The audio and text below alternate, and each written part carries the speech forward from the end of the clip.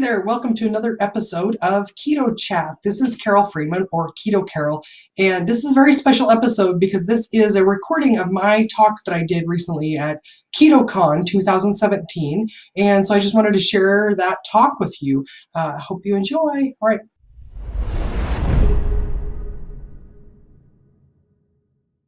All right, so our last speaker of KetoCon, the very last singular speaker, we'll have a couple of panels after lunch, but the last speaker is coming up next. Her name is Carol Freeman, and she's going to answer a question that's probably on the minds of a lot of people. How many of you in here still have carb cravings, sugar cravings? You got to have the potato chips, you got to have the sugar every once in a while. Be honest, come on, I'm looking. I see you back there, ma'am.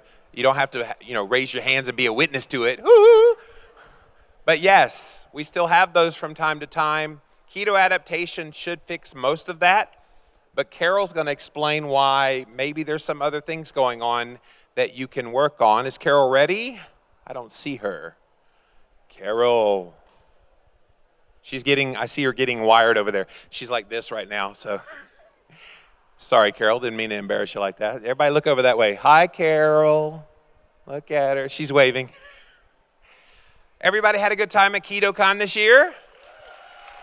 How many of you are coming back to KetoCon in 2018? Scream it loud. We are promising to be bigger, better, faster, stronger, all that stuff that Bionic Man does. So, ladies and gentlemen, Carol Freeman. Hey, Jimmy. Thank you. Oh, man, where's the clicker? Hey, what's up, KetoCon? You guys having fun? You learned a lot? You like the swag bags you guys got? Well, I've got something to add to your swag bag. So stick around the end. Don't bug out early for lunch, because I'll tell you at the end what I'm going to give you and how to get it. So who am I?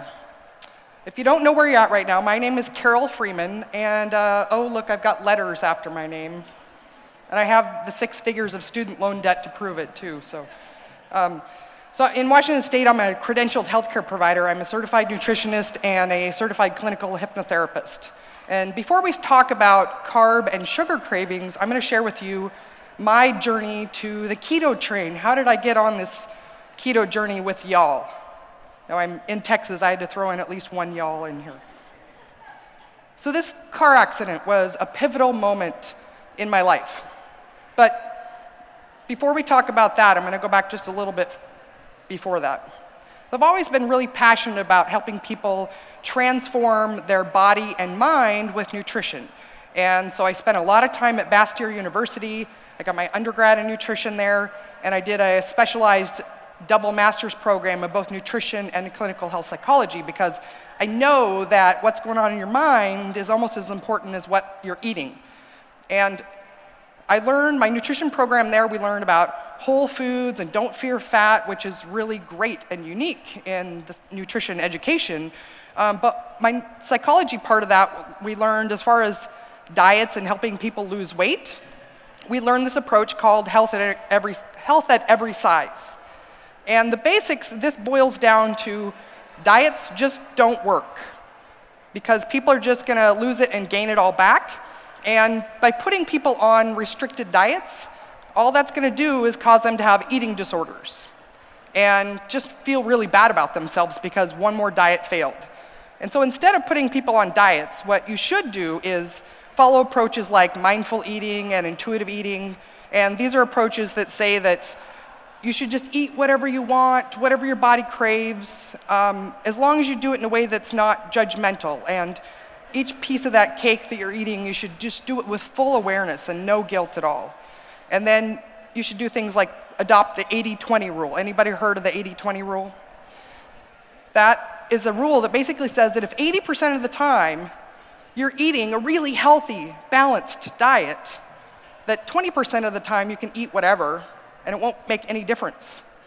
And I came out of school believing and embracing that we should just give up on trying to put people on diets and just help them learn to love themselves. And this is how that worked for me. I'm on the right, in case you can't tell. And so the 80-20 rule when it comes to food is kind of like an 80-20 rule in marriage, right? Like if 80% of the time you're faithful, like Monday through Friday, and then about Saturday afternoon, you're kind of like, hey, honey, I got to go hit the clubs and got a Tinder date. But we have a great marriage. It doesn't work, right? So, March 4th, 2014, that pivotal moment in my life. I was the last car in a long line of cars, and I was hit by a distracted driver. She was going approximately 35 miles an hour, did not even touch her brakes. For God's sakes, people, stop texting and driving, looking at Facebook, taking video while you're driving. Just stop.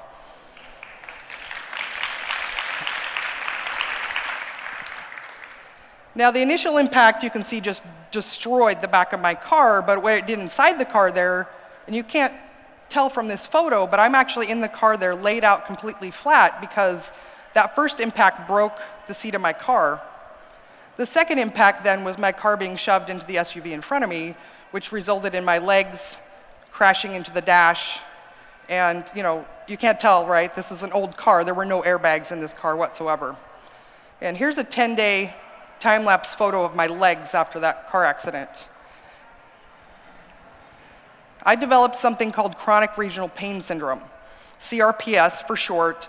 Now, not many people have heard of this. If you've heard of it, raise your hand. You know this is a completely debilitating, chronic, progressive pain syndrome. The pain scale that doctors use, the pain from this syndrome is at the highest end of pain known to man. And it's characterized by extreme swelling, and it doesn't go away. It just gets worse. And so I spent about 3 months being bedridden from this. Oh, but wait. There's more. About 8 months after the accident is when the symptoms of my brain injury became so severe that I was again bedridden for another 3 months. The symptom list is extremely long, and I went to doctor after doctor after doctor. They didn't have any hope for me. They didn't know what was wrong. Of course, they wanted to tell me I'm depressed, maybe I have fibromyalgia. So I turned to Dr. Google, started looking through research articles, and I discovered that I had something called post-traumatic hypopituitarism, so PTHP. And I thought I might have some hope at that point, but I still couldn't get any resolution because this was a time when we didn't know what we didn't know. Well, not the doctors I was seeing. They didn't know anything about keto then. And so I turned back to my own core beliefs. I'm desperate. I'm stuck in bed. I've been disabled for a year and a half. What do I know? Since I truly believe if we give our bodies what it really needs, we can heal. But what do I know that can help heal my brain? And I remembered in grad school, one of my professors had talked very briefly about a ketogenic diet as something that treated epilepsy. And I thought, well, epilepsy is something that's not quite working right in the brain, and since a ketogenic diet works for that, perhaps that might be something that would help me. And so I found Dr. Peter Attia's blog where he was doing experiments on himself with a ketogenic diet, and I started to get really hopeful. And I thought, maybe I can get out of bed again. But I also knew that it took time to adapt. And keep in mind, I'm coming from this background and belief that I'm going to put myself on this diet, I'm going to fail, and I'm going to get an eating disorder and feel really bad about myself. So I committed secretly to following this diet. But it only took a few days for not only the symptoms of my brain injury to subside, but for the pain in my legs to go away, which again, this is a syndrome that nobody recovers from. And just inside out, my body changed. So reduction in inflammation, the migraines that I was having that were lasting for 6 days were gone, the pain and swelling, the sleep, the digestion, just everything got so much better. Oh, and my body changed too. So I lost about 60 pounds in 6 months and 10 inches off my waist. I no longer qualified for the diagnosis of metabolic syndrome, and this fixed my problem that I was having as working as a fat nutritionist. And needless to say, I've become extremely passionate about this. I finally had the final piece of the toolbox to help people really be able to transform their body and their mind. And so I've been guest expert on various podcasts and speaking events, and oh, hey, look, KetoCon, we should go there sometime, right? So I've transformed my practice. 100% of what I do is a ketogenic diet. I have comprehensive programs that help people with both the psychological side of behavior change for a keto diet and then the nutrition part, as well as healthcare practitioner training as well. And so let's talk now about sugar and carb cravings, which is one of the things I really address with my clients is you've got to nip this in the bud. You got to understand where they come from, and then you have to know how to actually get rid of them. So this is the normal route that people go when they start on keto or even when they're following keto. And so if you identify with any of these as I go through these, just raise your hand and nod. And so a lot of times when people start out on keto, they're afraid of letting go of all their former high-carb favorite foods. And so they want to know, well, what can I eat when I have a craving? Or they think, well, I was craving chocolate, so I just made this keto dessert. Or when I have a craving, I just have a fat bomb and then the craving goes away. Or the denial piece where people just say, I need something sweet in order to stick to this diet. I just couldn't do it if I couldn't have my desserts. Or the other part of denial is, well, I don't really have cravings, but I just put a little stevia in my coffee every day. Now I'm here to tell you that these are actually huge mistakes. These are things people do thinking they're getting rid of their cravings or fixing their cravings, but really all of these things increase. They stoke the fire of cravings.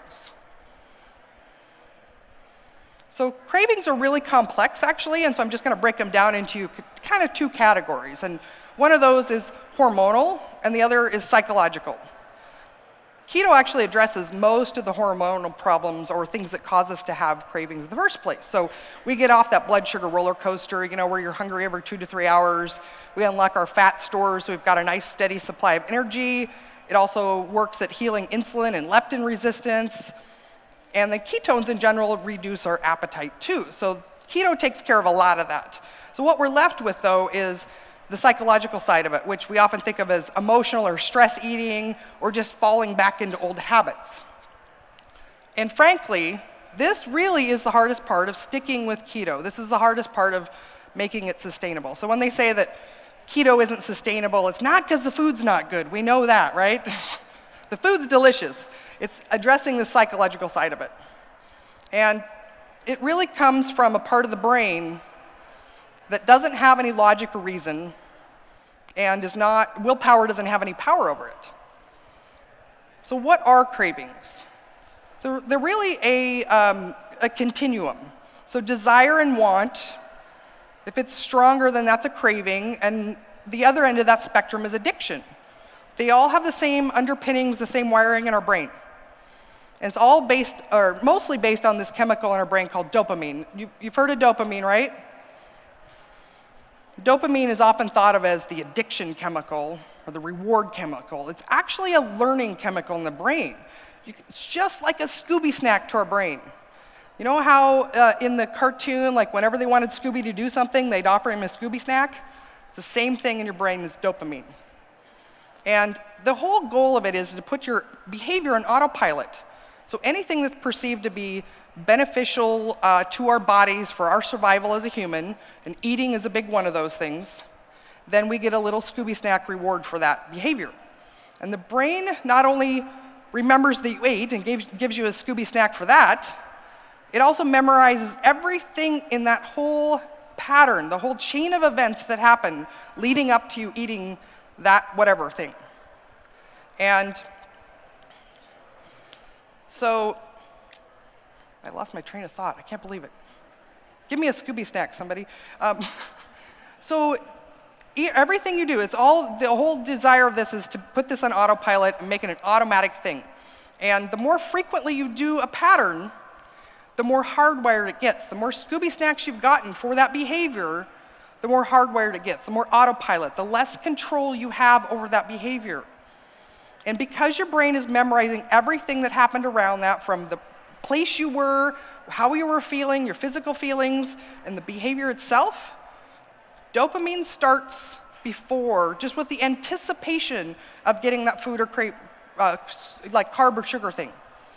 And so that's where the craving comes from, is that dopamine that starts to come on board in the anticipation of getting that reward. So that's what's causing the craving. Because your body's done this enough times, you've gone through this habit loop, you get off work and you're really stressed, and so you want to have a little glass of wine or a shot of whiskey, and then you have dinner, and then you have cookies and ice cream afterwards. You've done that so many times that just walking in the door after work starts the dopamine release. Your brain's like, yay, yay, yay, we're going to get to have all these goody things later tonight. And that's where the craving starts, and you get stuck in that loop, and you feel like you have no willpower. Why am I back in this pattern again? It's the way our brains are designed. And sugar, I'm going to argue, is actually the most addictive substance that we put in our bodies. We live in a society where it's like, oh, it's just sugar, it's just empty calories, it's not that big of a deal. But one of the reasons it's so addictive is because of the ease of use, right? So remember how I said that your brain's remembering everything about that pattern.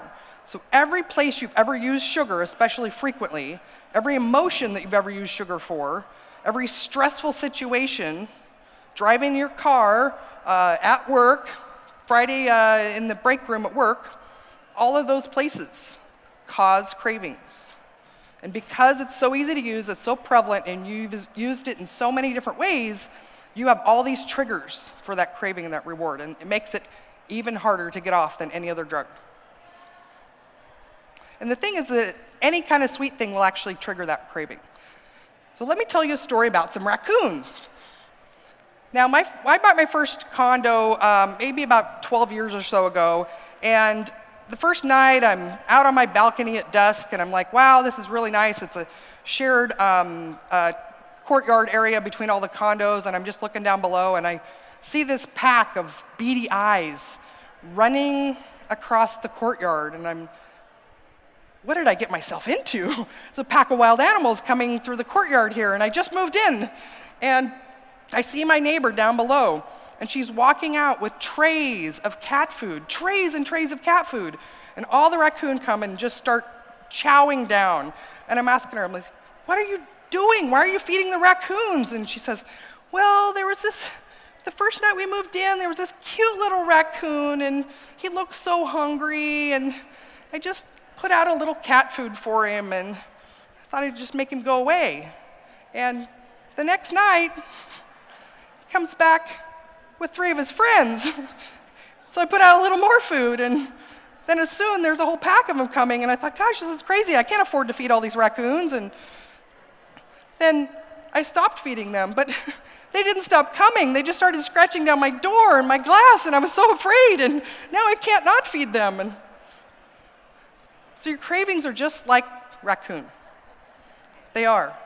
If you feed them, they come back and they bring their friends. So if you think that you're fixing a craving, or I ate this and it got rid of my craving, all you're doing is reinforcing it. You're giving your brain another Scooby snack with a different thing, but you're saying, keep coming back tomorrow because I'm going to feed you some more cat food.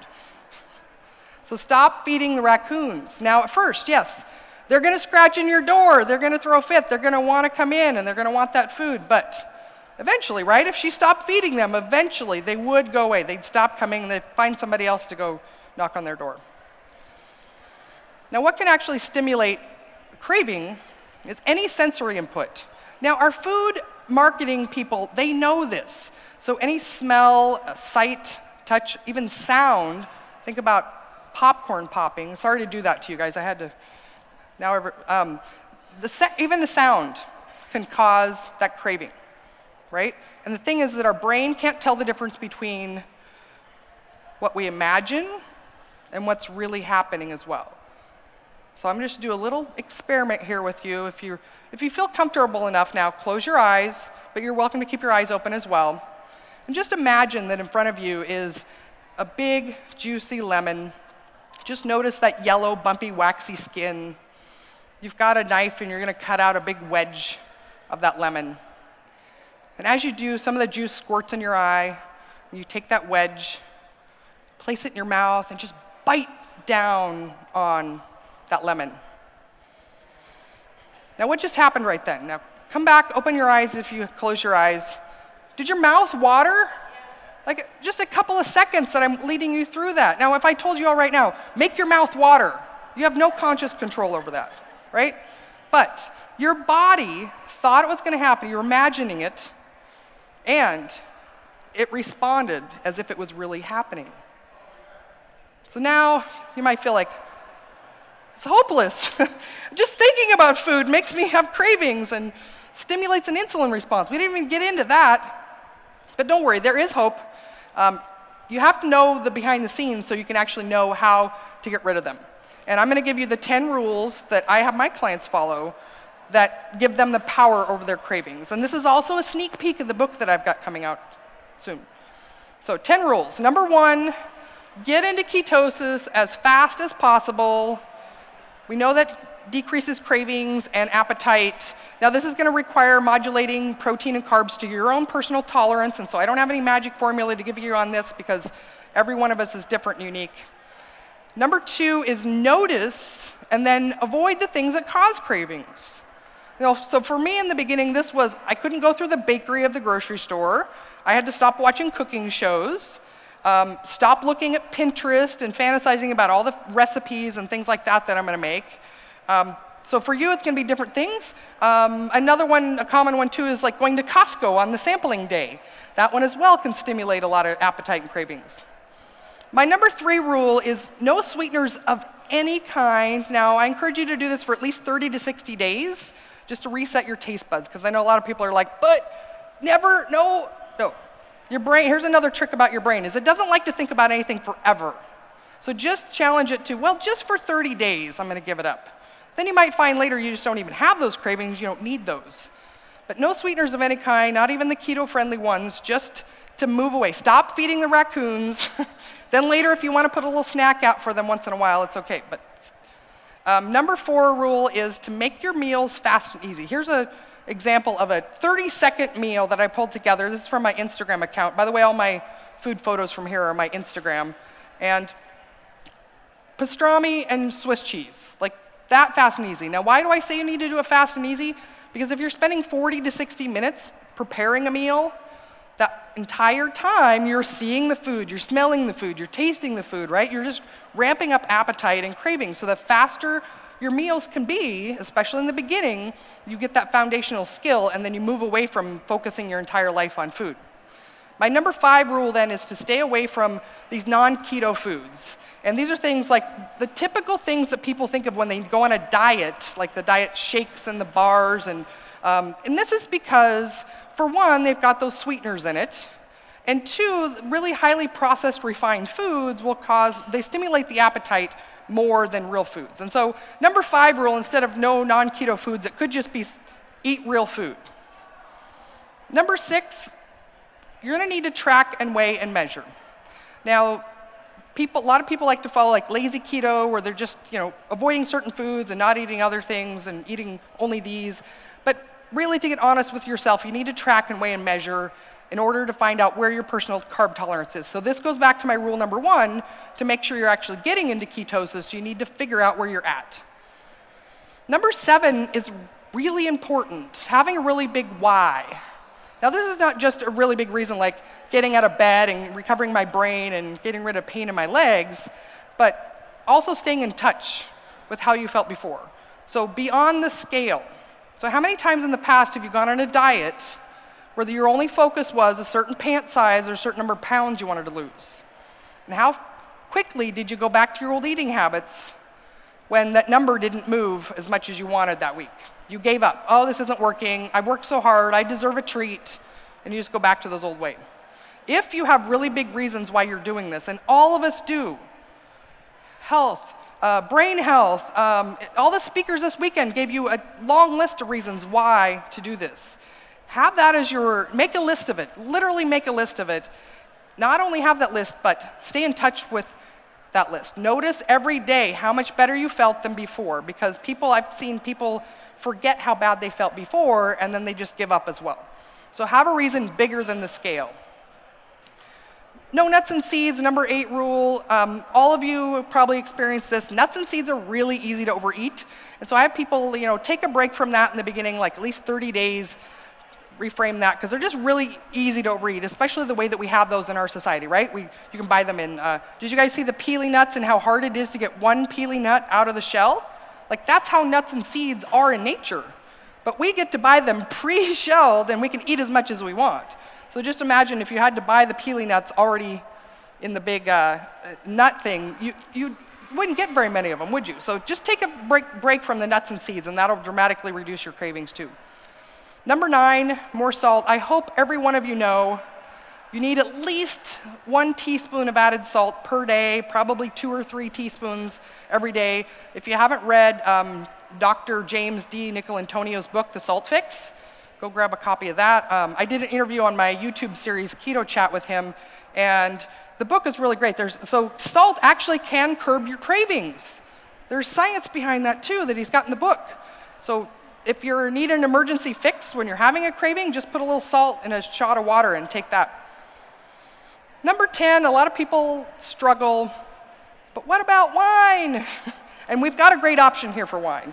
But in the beginning, you want to avoid alcohol. So number 10, if you're struggling with cravings, whether you're just starting on keto or you've been doing it a while, sugar cravings at all, take a vacation from alcohol. Now there's 3 reasons for this. One is that when you've been drinking, you're more likely to eat non-keto foods. Also, research shows that you'll eat about 30% more. If you've been drinking, you will consume 30% more calories following alcohol consumption than if you hadn't drank at all. And then the third reason is actually a biochemical reason. There's a shared enzyme in the body, acetaldehyde dehydrogenase. That's going to be on the quiz later. So that your body needs for both alcohol detox and fat metabolism. And it isn't, in the beginning, there's not enough of it to go around to do both.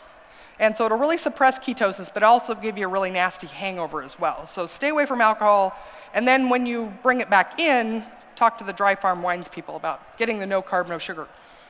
All right, thank you so much. You all get your reward. I'm gonna give you your Scooby snack now for listening. I'm gonna give you an 18-minute hypnosis recording. It's specifically for cravings. So if right now you're struggling with carb and sugar cravings, and you just need something to get over that hump, right? You need a bridge to get rid of the raccoons when they're scratching at your door. So this is an 18-minute hypnosis recording. I call it my Cravings Crusher. And it's specifically designed to get rid of any sugar or carb cravings or anything that's really kind of derailing you. So I see a lot of you, it's a really good idea. Take your phone out, take a photo of this, because right now you're gonna wanna go to lunch. But take a photo when you get back home or your hotel tonight and you're looking through your photos of the event. Go and download. So you just sign up here. All you need is your name and email address at ketocarol.com/KetoCon. My name has an E on the end. And that's my gift to you, your reward for listening to me. I really appreciate it. Thank you all, and have a great conference. Oh, we have time for some questions.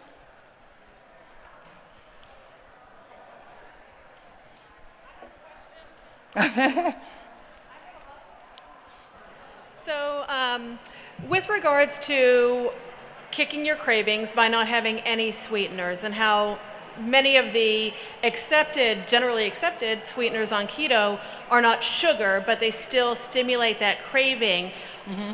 Is there a place in a ketogenic diet for somebody to, in your opinion, to have sweets that are not causing a rise in blood sugar and keep that under control without being addicted to sweets? Yes, yeah, I'm absolutely. confused about that.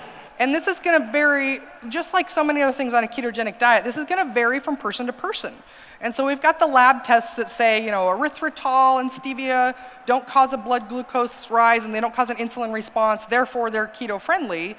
But for some people, just that sweet taste, because they're so far down that continuum of getting so many rewards for just having something sweet, for them, it may not be keto friendly for them. And I always encourage people to just do a vacation from something, reset 30 or 60 days, and then try it again after that. And most important is your own reaction, your own symptoms that you have. And so the hallmarks that I tell people to look for is if you reintroduce that and all of a sudden now you have cravings that come back with a vengeance, your appetite is stimulated, and then you're obsessively thinking about that food again. Like if you wake up the next day and you're like, oh my gosh, I can't wait to have XYZ, those are all signs that it doesn't work for you. It might be that you just need some more time with some more brain healing and insulin resistance reversal and all that. So try it again in another 30 or 60 days. But always look at your own individual results. Don't just go by some list of something somewhere that says like, this is fits for everybody, and so therefore it's gotta work for me. So does that make sense? It does. Thank you. Hi. Hi. Do you have any recommendations for how do you get back into the right mindset when you do give in to cravings, and how do you get back at it? Yeah, I mean, that's a whole other topic that I love to talk about, because your brain gets primed, so you take that vacation from the sweet, and then your brain is primed for that hit. And the reward that your brain gets, it gives it 10,000 times more Scooby Snacks the first cheat that you have. And it makes it even harder than probably the first time that you were getting on track with keto. And so a lot of it feels like, why do I have less willpower? But it's actually the brain chemistry that's going on with that.